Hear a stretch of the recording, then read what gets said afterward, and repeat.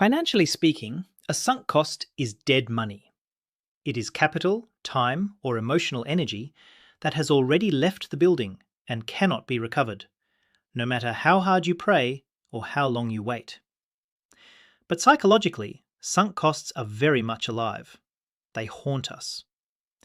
They are the reason you are holding onto a stock that has dropped 40% because you keep telling yourself it has to come back. They are the reason your closet is full of clothes you hate but refuse to donate because you paid good money for them. In behavioral economics, we call this the sunk cost fallacy. It is the tendency to let past spending justify throwing good money after bad. Today, we are going to learn how to bury the dead so you can save the living parts of your portfolio. I am Tom, and on this channel, we usually talk about how to make money. But today, we need to talk about how to stop losing it. Specifically, we need to address the single most expensive glitch in the human operating system. I have seen smart people, doctors, engineers, even other finance professionals, hold on to a losing investment for years, watching it bleed out, simply because selling it would make the loss feel real. It is a fascinating bit of psychology, but it is also a massive drag on your net worth. Over the next 30 minutes, we are going to dissect why your brain fights you on this, look at the math that proves why holding is often worse than folding, and I will give you a specific mental framework to strip the emotion out of your sell decisions. If you like keeping your money instead of setting it on fire, you are in the right place. Before we get into the heavy lifting, I want you to do something for me. Think about one item in your house, or one position in your portfolio, that you know is a loser, but you just cannot bring yourself to get rid of it. Hold that in your mind as we go through this. Also, if you appreciate deep dives that respect your intelligence rather than just shouting stock tickers at you, go ahead and subscribe. It is the best return on investment you will get for your time today. Now, let's look at the classic example of sunk costs that was so disastrous they actually named a fallacy after a supersonic jet. To understand why we struggle with this, we have to look at the Concorde. You remember the supersonic jet? A marvel of engineering that could cross the Atlantic in record time. The British and French governments poured billions into developing it. But here is the catch. Long before the plane ever took its first commercial flight, it became painfully obvious that the project would never be profitable. The fuel costs were too high, the noise regulations were too strict, and the customer base was too small. Rationally, the project should have been scrapped right then. The money already spent was gone. It was sunk. Stopping would have saved billions in future losses. But they didn't stop. They kept funding it for decades. Why? Because politicians and bureaucrats could not admit that the money they had already spent was wasted. This is often called the Concorde fallacy, and it is the textbook definition of throwing good money after bad to save face. Let's break down the math of that decision, because it applies directly to your brokerage account. In economics, a rational decision is based entirely on future value. You look at where you are standing today, look at your options for tomorrow, and pick the one with the best outcome. The path that got you to today is irrelevant data. It does not matter if you spent $1 or $1 billion to get to your current position. That money is history. But the sunk cost fallacy tricks us into including the past in the equation. We think that by spending more money or time, we can somehow retroactively validate the past spending. It is like eating a burnt dinner just because you spent an hour cooking it. Eating the burnt food does not get your hour back. It just gives you a stomachache on top of the wasted time. You are doubling your loss. Now, you might be thinking, Tom, I am not the British government. I don't buy supersonic jets. But you do this. We all do. Have you ever sat through a terrible movie just because you paid $20 for the ticket? That is the Concorde fallacy. The $20 is gone whether you stay or leave. By staying, you are now paying a second cost, your time and your happiness, to justify the first cost. In your portfolio, this looks like holding a stock that is fundamentally broken because you want to get your money's worth. You tell yourself you cannot sell until you break even. But the market does not know what you paid. The stock does not care about your entry price. You are making decisions based on a ghost, a past transaction that has no bearing on the future performance of that asset. You are letting a past mistake dictate your future financial freedom. If you think that is bad, wait until you see what happens inside your brain when you actually try to hit the sell button. It turns out we are not just bad at math, we are hardwired to feel pain in a very specific, asymmetrical way.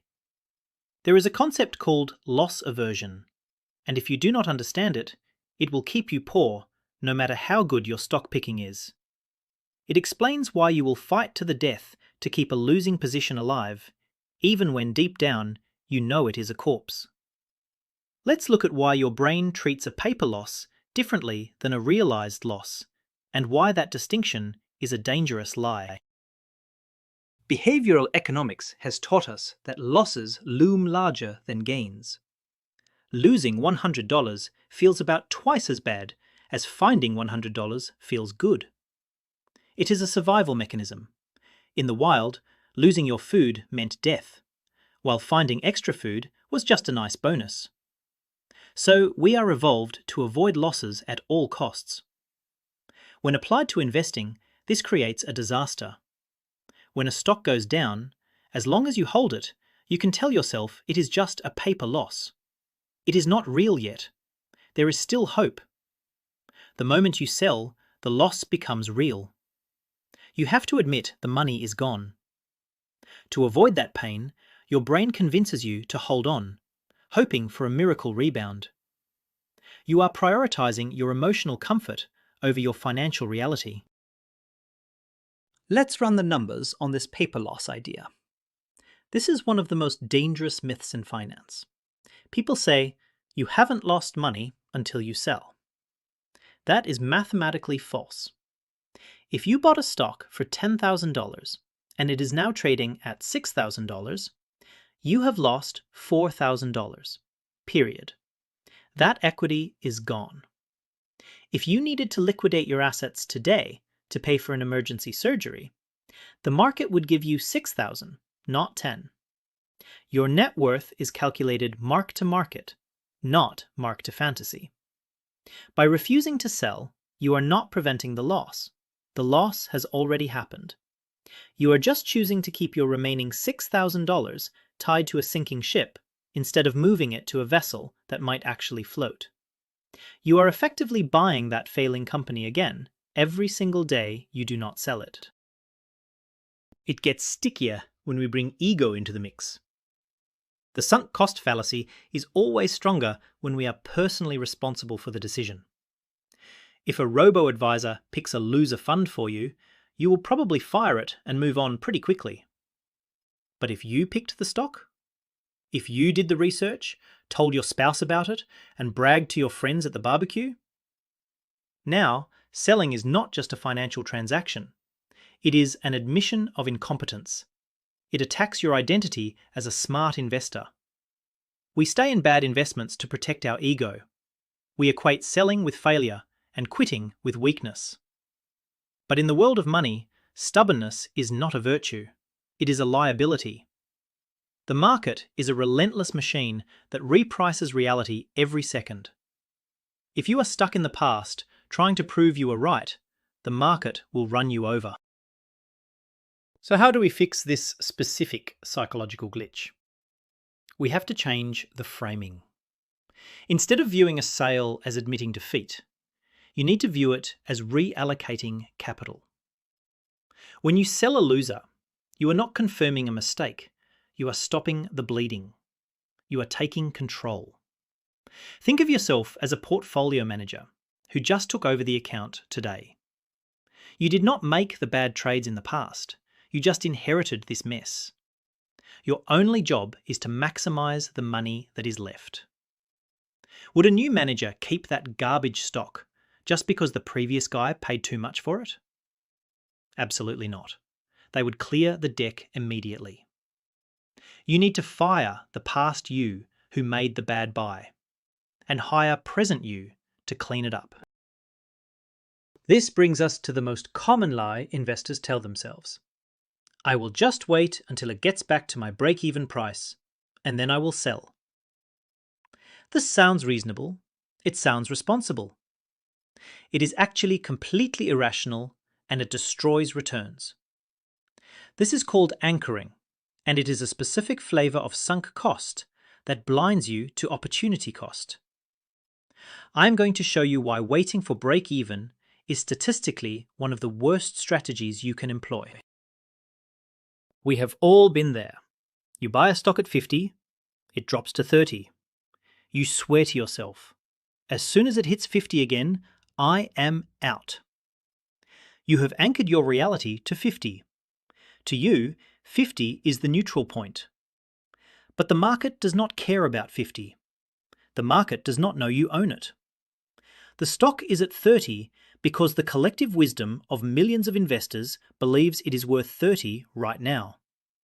By waiting for 50, you are betting that this specific stock will outperform the market by 66% from its current level. Why 66%? Because going from 30 to 50 requires a $20 gain on a $30 base. That is a massive rally. Ask yourself, is this damaged company really the most likely candidate to jump 66%? Or are you just wishing for a time machine? This leads to the even more dangerous tactic of averaging down on a loser just to lower your basis. I see this constantly. You buy at 100, it drops to 50. You buy more, so your average cost is 75. You feel clever because now the stock only needs to hit 75 for you to get out alive. But let's look at the math of capital allocation. When you put that second batch of money in, you are making a fresh investment. You are taking fresh cash that could have gone into a high-performing index fund, a bond, or a great company, and you are putting it into a company that has already burned you. Unless the fundamentals have improved, meaning the stock is down for the wrong reasons, you are throwing good money after bad. You are increasing your exposure to a failing asset just to make your spreadsheet look prettier. That is not investing. That is vanity. The real cost of holding a loser isn't just the money you lost. It is the money you are not making somewhere else. This is opportunity cost. Every dollar tied up in a stagnating stock is a dollar that isn't working for you in a growing one. Let's say you hold a dead stock for 3 years, waiting for it to recover. Even if it eventually crawls back to your purchase price, you haven't broken even. You have lost 3 years of compound growth that you would have gotten in the S&P 500. You lost the dividends. You lost the peace of mind. Inflation ate away at the purchasing power of that capital while it sat there doing nothing. When you factor in opportunity cost, breaking even nominal price is actually a significant loss in real terms. You are paying a premium for the luxury of denial. Here is the rule to fix this. It is called the zero base rule. Look at your portfolio today. Forget the purchase prices. Hide that column in your brokerage app if you have to. Ask yourself this question for every single position. If I had this amount in cash right now, would I buy this stock at this price? If the answer is no, then you should not be holding it. If you have $5,000 in a bad tech stock, and you wouldn't buy that stock today with $5,000 cash, sell it. Take the cash and buy what you actually want. The transaction costs are negligible these days. The tax benefits of harvesting a loss might even help you. Align your portfolio with your current conviction, not your past mistakes. Now, I know some of you are thinking, Tom, my portfolio is fine, but I have a storage unit costing me $200 a month, full of stuff I haven't seen since the Obama administration. Sunk cost fallacy isn't just about stocks. It is about the clutter in your life. It is the clothes, the subscriptions, the half-finished projects. We treat physical objects with the same irrational attachment as we do bad stocks, and it drains our monthly cash flow just as effectively. Let's talk about the "I might wear it someday" tax. Go to your closet. I guarantee there is a jacket, a pair of shoes, or a dress that you haven't worn in 3 years. Maybe it still has the tags on it. You look at it and you feel a pang of guilt. You remember paying $300 for it. You think, I can't give this away. It is worth $300. No, it is not. It was worth $300 when you bought it. Now it is worth whatever a consignment shop will give you for it, which is probably $20. Or, more accurately, its value to you is zero because you are not using it. By keeping it, you are turning your home into a mausoleum for your past purchasing errors. You are paying rent or mortgage interest on the square footage required to store things that make you feel guilty. This applies even more aggressively to subscriptions and memberships. Maybe you paid a hefty initiation fee for a gym you never go to. You tell yourself, I already paid the sign-up fee, I have to keep the monthly membership. Or, that sign-up fee was wasted. This is classic sunk cost logic. The sign-up fee is gone. It is dead. The only relevant number is the monthly fee you are paying right now to not exercise. If you cancel, you stop the bleeding. If you stay, you are just financing your own guilt. The same goes for streaming services, software licenses, or magazines. We justify the recurring cost because of the initial commitment. But in personal finance, flexibility is an asset. Cutting a sunk cost creates cash flow, and cash flow is freedom. This scales up to massive life decisions, like housing. I have seen people turn down incredible job offers in other cities because they put so much work into their current house. They renovated the kitchen, they planted the garden, they fixed the roof. They feel like leaving now would mean abandoning that investment. This is the endowment effect mixed with sunk cost. You value the house more than the market does because of your sweat equity. But again, the market does not care about how hard you worked on the backsplash. If the new job pays 50% more and improves your quality of life, staying in the house because of past renovations is irrational. You are letting drywall dictate your career trajectory. The money and sweat you put into the house are sunk. The only question is, does this house serve your future better than the new opportunity? Usually, the answer is no. Here is the protocol for your stuff. It is similar to the stock rule. Pick up the item. Ask, if I didn't own this, would I buy it today for its current second-hand price? If the answer is no, sell it or donate it. If you donate it, do not think of it as losing money. Think of it as buying back your space and your mental clarity. When you clear out the sunk costs from your physical environment, you stop getting those little microdoses of guilt every time you open a cupboard. And if you do sell it, treat that cash as found money. It is a bonus. It is not a reimbursement of the original price. That money is long gone. It is a windfall you can use for something that actually adds value to your life today. We have covered a lot of ground, but it all comes back to one central economic truth. Only future costs and benefits matter. This is the golden rule of rational decision-making. The past is unchangeable data. The future is a set of probabilities that you can influence. Sunk cost fallacy is simply the error of letting the unchangeable past corrupt your influence over the probable future. Whether it is a stock, a business venture, a relationship, or a pair of boots, the logic holds. The moment you realize you are in a hole, the most valuable thing you can do is stop digging. The shovel was expensive, sure, but putting it down is free. I want to leave you with a final mental reframe. We often view quitting as a negative. We are taught that quitters never win. In finance, that is absolute nonsense. In finance, the best investors are the best quitters. They quit losing positions fast. They quit bad strategies immediately. They quit emotional decision making. Quitting a losing path is not failure, it is pivoting. It is gathering new information, hey, this stock sucks, and acting on it. When you sell a loser, you are not validating a loss. You are validating your intelligence. You are saying, I am smart enough to recognize a mistake and disciplined enough to correct it.